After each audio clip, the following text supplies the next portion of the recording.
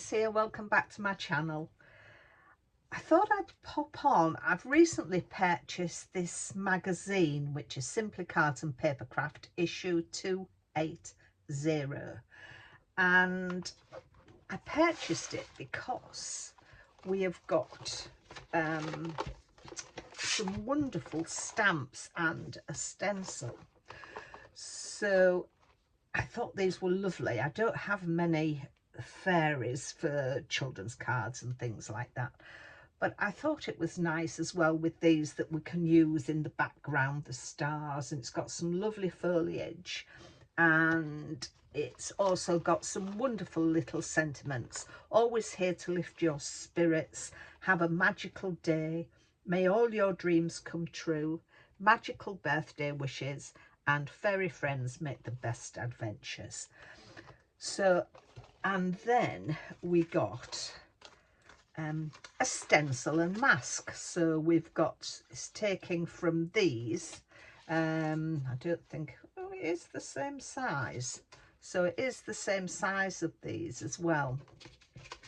So they're the stencils, and then we've got the masks, so that if you're stamping, as I said, they are the same. So if you're stamping, you can pop one of these over your stamp and then do another one, so it can give you dimension and depth in your scene that you want to make. The same with that one. Now I wanted to do a little experiment, and I took I've done it two ways. I actually took a piece of, this isn't finished and I'm not sure, as I say, this is just an experiment.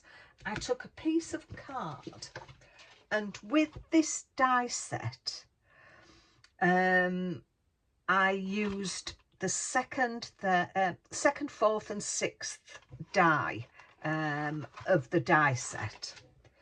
But first of all, I only used die number 6 and cut myself a piece of white card. I then took the stencil, and on that piece of white card I stenciled this image, and I went along and stenciled it along the edge. Once that was done and dried, I then took the second and fourth die and set it up to cut those pieces into the original card, and then I've put them up on foam pads to give that depth there. As I say, I've never done anything like that before, and I just thought I'd give it an experiment. I'm quite happy with it. As I say, if I was giving this card away, it'd have some more embellishments on it and things like that. But then I thought, I want to do it a different way. So this is where this comes in. So I took the second, fourth and sixth die, and I cut out my pieces of paper. I then took some low-tack tape and just put some low-tack tape on the back, and then just levelled them, all the pieces together with my low-tack tape. I then embossed the stamp. I took the stamp, this one here, and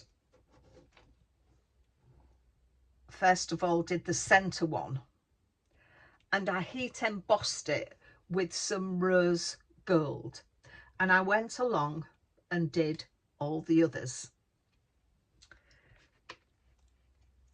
I then took my just Stormy Sky, and I put it onto a glass mat and spritz some water, and I've just painted the heads. And then I did the same with spun sugar, just the little bits at the top, and then the same again with chappy shutters, and did the the stems. I also took from the die, from the stamp set, sorry, this stamp set, and it comes, let me see how it is. Yeah, it comes like that, but because I didn't want the full stamp, I've just cut a bit off. So if you did want to do that one, you could do it again. And I've taken some Colourology Sapphire Blue, and I've just stamped some seed heads all around. Now, had I realised what I was going to do, I probably would have done this beforehand and used a few more. But I sort of decided afterwards, because I was in an experimenting mode, so I really wasn't sure where I was going with anything. I'll just pop them stamps back so I don't lose them, and we'll move it out of the way. So as you can see, I've made this. Now, I've put some foam pads on the back of there, and I'm going to set it up. But I've taken a piece of card, and the card measures 7 by 8.5, and I've scored it down at 3.5. So that has given me a bit like a DL card. I'm going to use it in a tenfold orientation, sort of landscape as opposed to portrait. I've then taken some rose gold mirror card, and I've cut that down to 8.25 by 3.25, and we're going to stick this down. And I'm going to use my Collal glue for this. As I say, I've been experimenting, and these just, I'll probably just keep these in my craft room as an idea for future, just to see how that is. Right, so we'll get that glued down. Using Collal glue, obviously it just takes that little bit longer to purchase, but once it has purchased, it dries very hard. Now, for that base, for this base card, because it's going on to the glossy sort of mirror card, I'm going to put tape on here. As you can see, I was experimenting with which colour to use on my seed head. So I shall pop this tape on.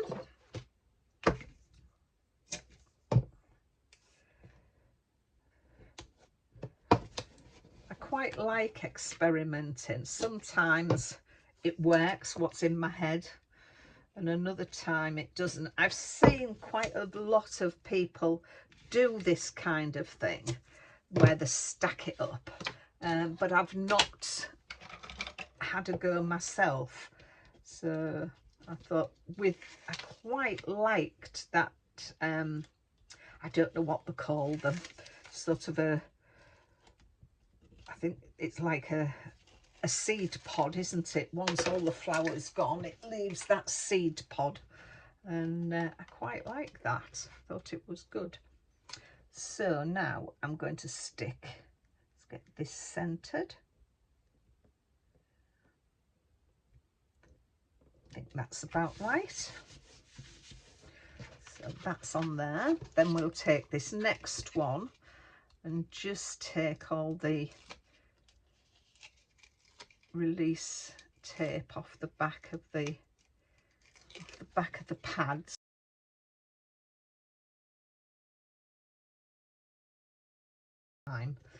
So just need to make sure I'm getting this completely level with everything, and I think this is where it becomes a bit difficult, as opposed to cutting it with the other like I've done on that other one that I've just shown you. It's less likely to go astray. Have I got that? I think that's right. That's right on there. And then we've just got the last one. So again, I'll take this release tape off. So here we are again. Let's get this matched up.